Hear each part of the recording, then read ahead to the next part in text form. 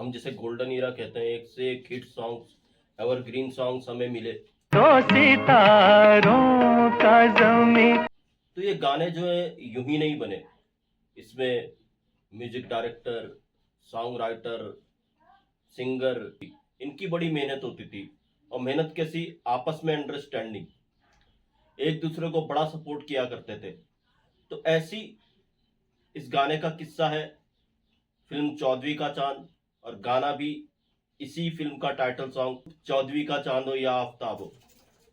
तो इस गाने का किस्सा है कैसे संगीतकार रवि ने इसका टाइटल सॉन्ग बनाया, शकील बदायूं साहब ने कैसे सपोर्ट किया उस समय संगीतकार रवि को। तो आज इस पर बात करेंगे। दोस्तों, आपसे गुजारिश है, चैनल पे नए हो तो चैनल को सब्सक्राइब कर लीजिएगा, बेल आइकन भी प्रेस कर दीजिएगा ताकि नोटिफिकेशंस आप तक पहुंचती रहे। नमस्कार, मैं महेश कोहली बॉलीवुड संगीत के सफर से।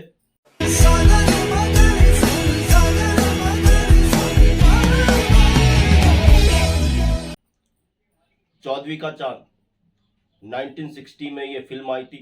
लखनऊ बेस्ड लव स्टोरी थी। इसके प्रोड्यूसर थे गुरुदत्त साहब। तो गुरुदत्त साहब ने बतौर म्यूजिक डायरेक्टर रवि को लिया था।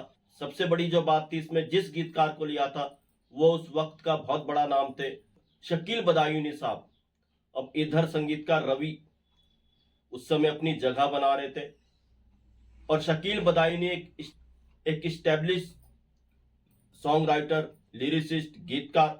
अब संगीतकार रवि को लगा कैसे शकील बदायूनी साहब के साथ वो काम करेंगे।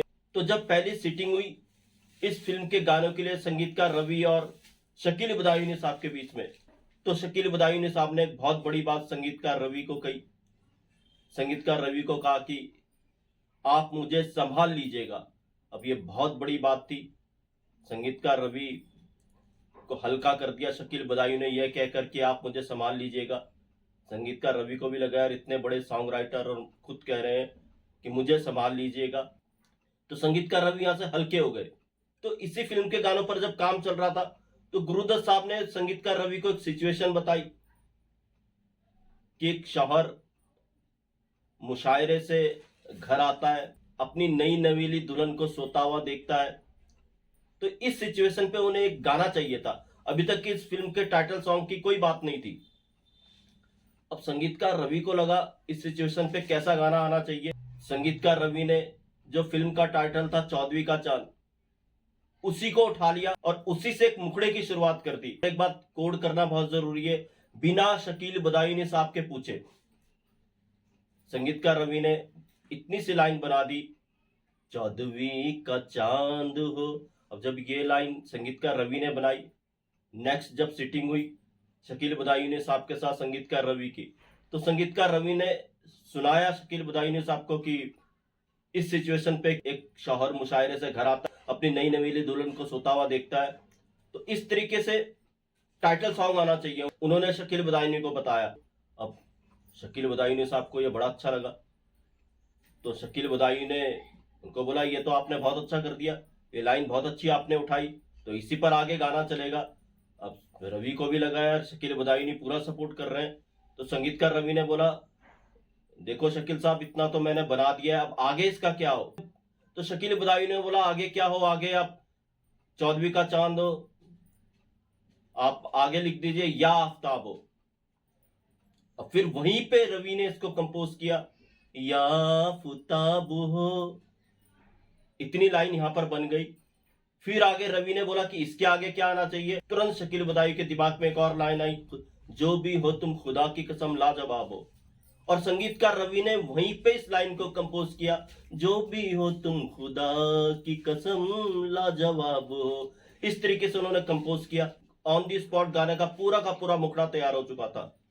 इस मुखड़े को इस फिल्म के जो प्रोड्यूसर थे गुरुदत्त, संगीतकार रवि ने गुरुदत्त को जब ये मुखड़ा सुनाया तो पहली ही बार में प्रोड्यूसर गुरुदत्त ने इस लाइन को ओके कर दिया। संगीतकार रवि को ये गाना पूरा करने के लिए कहा, और उसके बाद जब ये गाना पूरा लिखा गया, इसके जब अंतरे आए, शकील बदायूं ने इस गाने को पूरा लिखा संगीतकार रवि के साथ, तो कमाल हो गया। उसके बाद फिर ये जब रिकॉर्ड होता है गाना रफी साहब की आवाज में, इस गाने ने वो धूम मचाई जैसा यह गाना उस वक्त रिकॉर्ड हुआ था 50s के लास्ट में।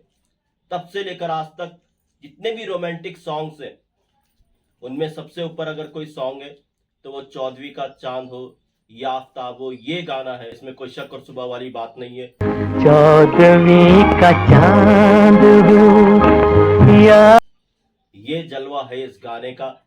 एवरग्रीन रोमांटिक सॉन्ग अगर कोई है तो चौदहवीं का चांद हो जैसा गाना है। इस गाने के बाद संगीतकार रवि का बहुत नाम हुआ, उन्हें फिर बड़ी बड़ी फिल्म्स मिली। संगीतकार रवि की जो कामयाबी में बहुत बड़ा हाथ है वो इसी गाने का है, चौदहवीं का चांद के टाइटल सॉन्ग का। तो दोस्तों ये था किस्सा। पता चलता है उस जमाने में कैसे काम हुआ करता था। कोई ये नहीं सोचता था कोई संगीतकार का नाम है, गीतकार का नाम नहीं है तो संगीतकार ये नहीं सोचते थे यार उनका नाम है, गीतकार का नहीं है तो नखरे वखरे ऐसे नहीं हुआ करते थे। अगर गीतकार का नाम था, जैसे शकील बदायूनी साहब का उस समय बहुत बड़ा नाम था, संगीतकार रवि नहीं थे, तो शकील बदायूं ने ये नहीं सोचा यार मुझसे बिना पूछे कैसे ये गाना शुरू कर दिया, संगीतकार रवि ने कैसे चौदहवीं का चांद टाइटल उठा लिया, गाना बना दिया। आपस में समझदारी के साथ काम लिया करते थे और इसी का नतीजा है कि ऐसे नायाब सॉन्ग हमें सुनने को मिले। तो दोस्तों ये था एक खूबसूरत गाने का किस्सा। फिर मिलूंगा ऐसी ही किसी और किस्से के साथ। महेश कोहली को दीजिएगा इजाजत। Good bye, good luck and take care.